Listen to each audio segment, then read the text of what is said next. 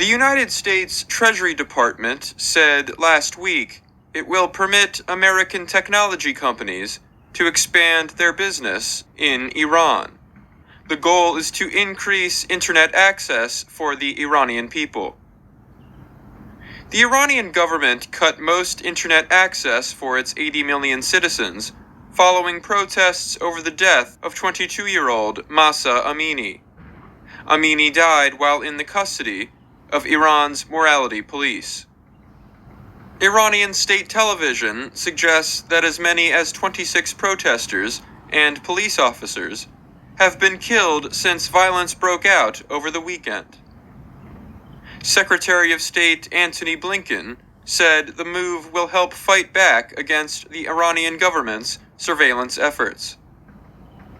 It is clear that the Iranian government is afraid of its own people, Blinken said in a statement. Mahsa Amini is senselessly, tragically dead, and now the government is violently suppressing peaceful protesters, rightly angry about her loss.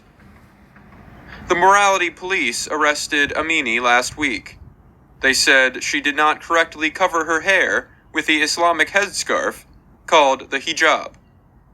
Amini collapsed at a police station and died 3 days later.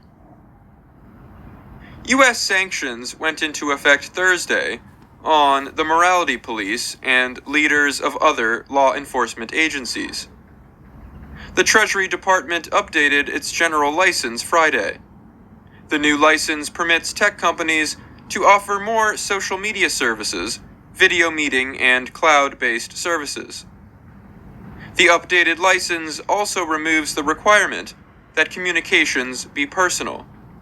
The Treasury Department said that requirement was troubling companies with the need to prove the purpose of the communications.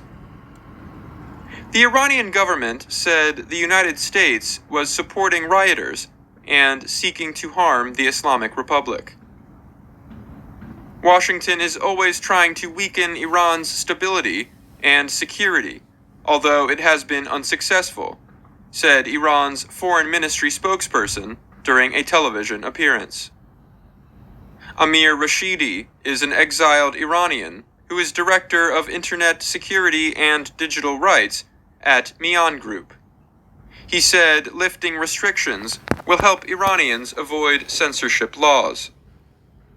Also, it's going to provide Iranians with safety and security, he said. When you can have your data outside the country, Iranian security services cannot unlawfully access your data because your data is protected by international law outside Iran. In 2014, the Treasury Department issued a license permitting exports of software and services to Iran that would permit the free exchange of communication and ideas over the internet.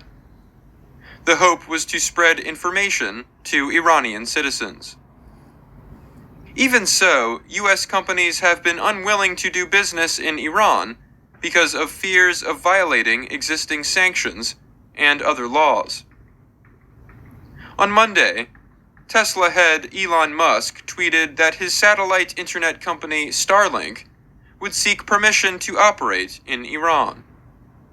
National Security Advisor Jake Sullivan said it was up to Treasury's Office of Foreign Assets Control to decide on Starlink's next steps.